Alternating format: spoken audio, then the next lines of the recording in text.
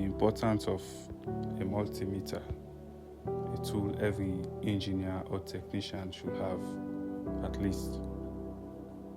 Here I have a DC battery rated around 7.2 volts.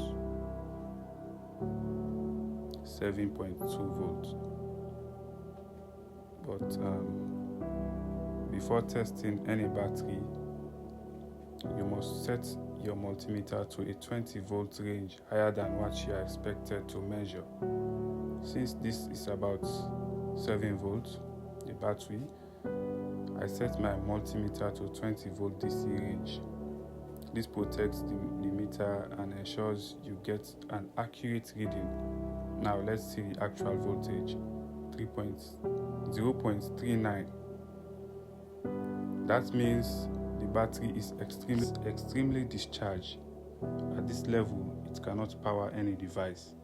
It needs proper charging before it can be used again. So always test your batteries before assuming they are good. As an engineer or an electrician and technician, you should have this tool. It's very, very important.